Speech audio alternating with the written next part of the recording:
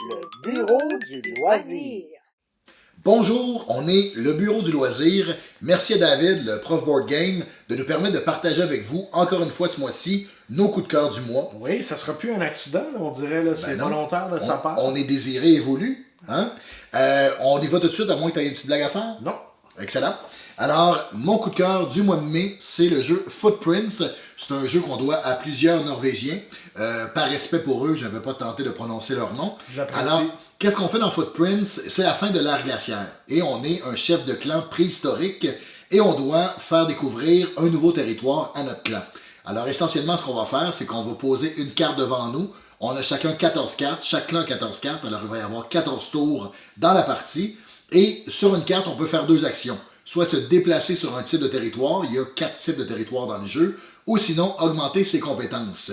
Augmenter ses compétences, ça veut dire qu'on devient plus efficace à se promener dans les 10 territoires. La forêt, la plaine, la glace, etc. Donc, plus on va se promener, on va ramasser des ressources aussi, chemin faisant, et on va pouvoir utiliser ces ressources-là pour débloquer des bonus, devenir de plus en plus puissant, débloquer des objectifs de fin de partie. Alors, c'est ce qu'on fait dans Footprints.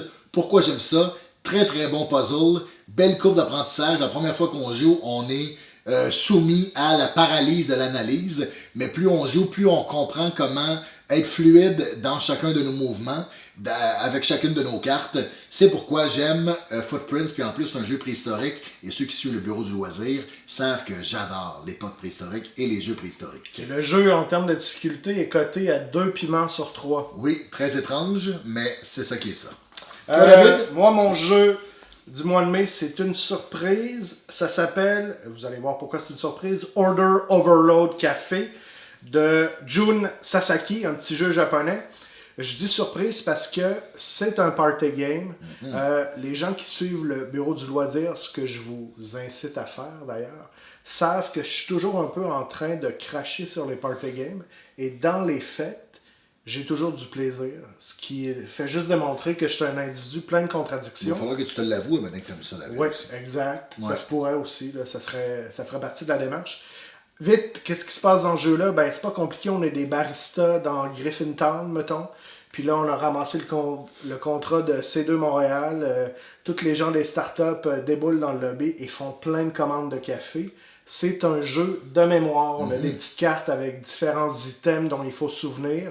Principalement des cafés, mais il y a un peu de nourriture. Et on doit renommer toutes les commandes en groupe. Un jeu de mémorisation collective. Exact. Et là où ça devient vraiment original, c'est qu'il se passe un phénomène, là, au début, c'est très facile de s'en souvenir. Après, ça se complexifie et quand on rate, notre orgueil est piqué. Les amis, c'est pas drôle.